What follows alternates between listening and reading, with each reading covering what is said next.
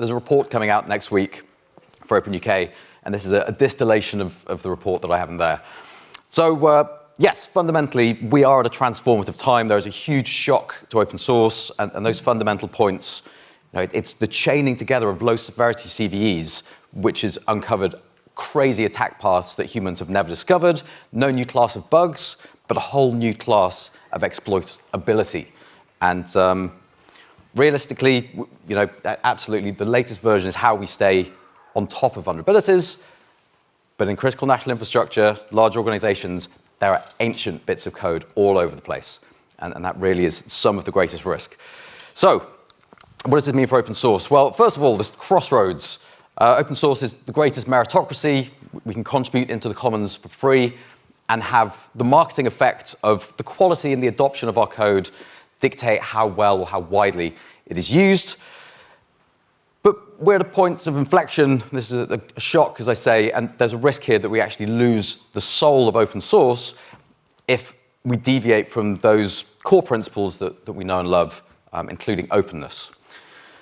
So we've seen Red Hat, we've seen ChainGuard as well. They're putting a huge amount of money behind taking all of open source, generating patches with AI, putting a human in the loop to make sure that they're at least some way aligned with the philosophy of the code, if you like, and then either putting those back upstream or not. And that point about how long is a vulnerability window these days. We had Project, I want to say Ghost, Glasswing's ghosting it for me, Project Zero from Google.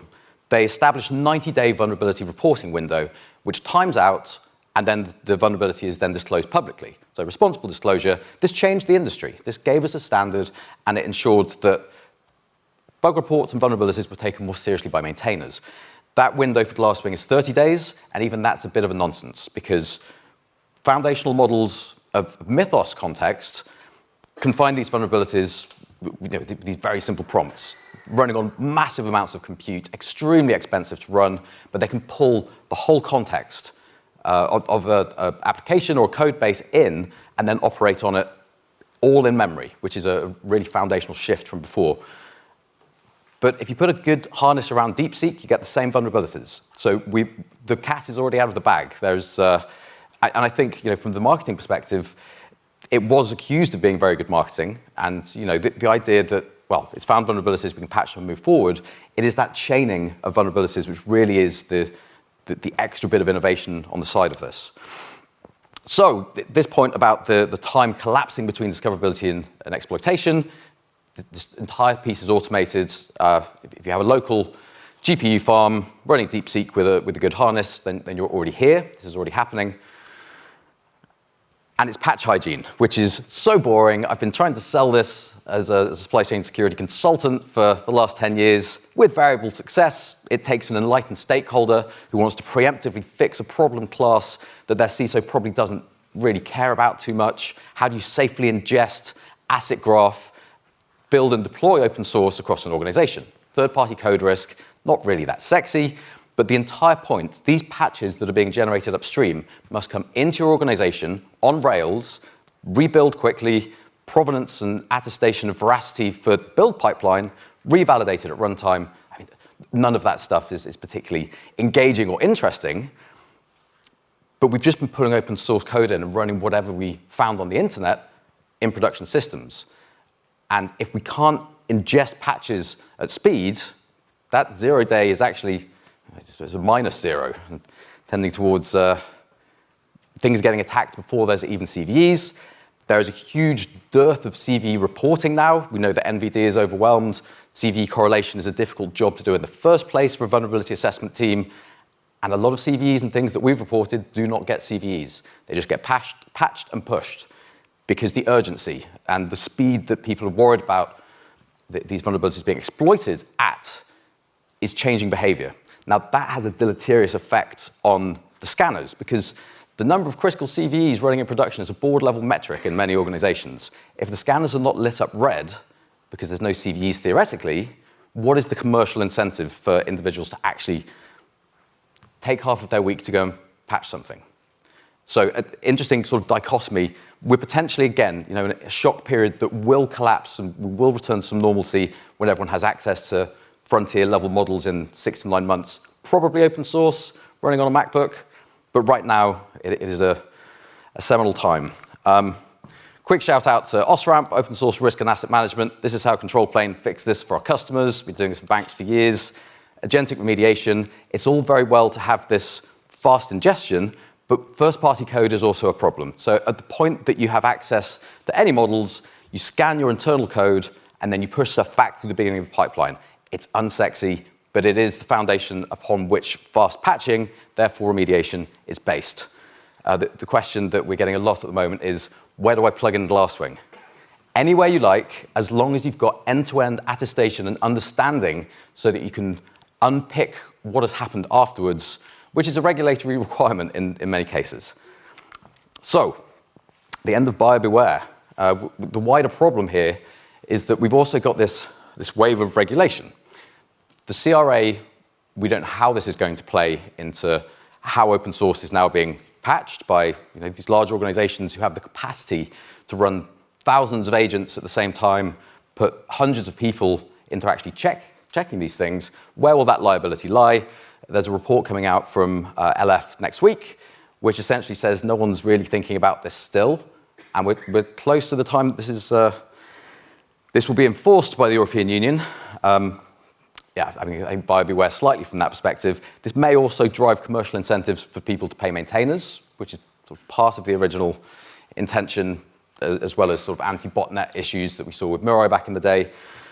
And the EU AI Act, how does this play in? If we have explainability of software, but the maintainer never sees the patch, and then someone takes that from an inner fork, which is sold commercially, will that explainability really exist? Where does the liability intersect with the CRA? Not a lawyer, and happily so. So, yes, many of the moves to try and fix this are making it worse. So foundationally, we have a problem. It is patch hygiene is not up to date. Security debt has sat on balance sheets ignored for many years, and the open source contract, where you're asking for payment for maintainers for the trillions of dollars of value that's been generated, we never closed that loop, and therefore, here we are. So the European Union, FOSDEM, were talking about, well, let's just hard fork all of open source. We now have a geopolitical issue. We're running this open source on our critical national infrastructure, and we fear that it may be weaponized against us. Obviously, we, as Open UK in conversations and personally, briefed against that. We lose the value of the commons, 1,000 eyes, everyone's repeating the same work, and it fundamentally impacts the community and creativity that has generated all this value in the first place. The NHS decided to take their repos offline in some assumption that by blinding the model, then it won't be able to attack. Blind injection attacks from Mythos are still very good. It doesn't really make any difference. We've trained these models on the corpus of human information, and we are pattern matchers. If you think about how consciousness works, that's the human brain. It is pattern matching on steroids, all sorts of other performance enhancers. So it really doesn't matter whether or not you can see the code for these models. And blind injection attacks against firewalls, we've seen these come out in the CVE releases over the past weeks and months, even before Mythos. So we also have this concept of clearinghouse organizations. So there's a presidential edict that came out on Tuesday from the US saying you must patch things, especially if you're critical national infrastructure, or small banks and healthcare providers in the US, which is interesting because they've been left behind for most things generally, and obviously there's foundational sort of local infrastructure issues there as well. And these clearinghouses differentiate themselves in one way in my mind, which is once the thing is patched, where does that patch end up? Because some organizations are going to put those patches back upstream, and some are going to wall garden them, if that's a verb, and not do so. So they're both or all assured open source plays. Commercial organizations are willing to do this because it offsets liability and risk.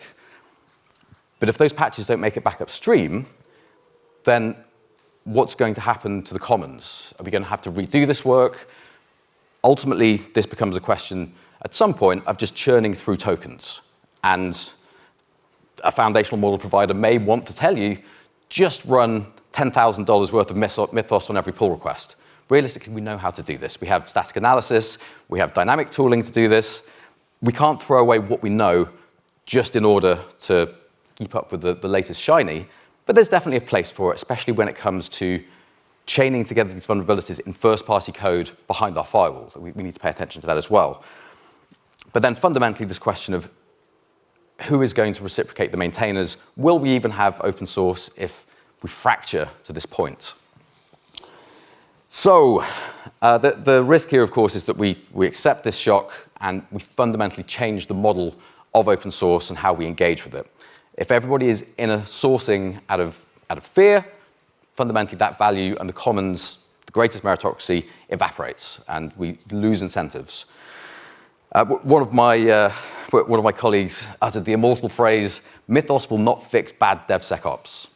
You can't just offset everything to a model. And actually, these things work significantly better when you give them tooling and teach them how to use it. And speed of ingestion is really the differentiator here for security. We shall see how that is handled. And then this is my call to action. Obviously, as an open source maintainer and sponsor of open source myself, there's some self-interest here. From a wider perspective, there is a lot of money going into these models right now. The Glasswing project, if I was going to take a guess, probably $500 million to play with in the next few months, few weeks even, because the value and the cost of these things, I mean, as we know, we need $3 trillion to support the IPO wave we're about to see in the US, and that's supported by revenue. So there's a lot of money being sloshed around, but it's not going back to the people who originally generated the value. And that question, if that is then taken away from them, is where will we end up? So this is probably the wrong room to talk to, because from that perspective, everybody is ideologically aligned. But yes, and with that, I will hand back over to Liz.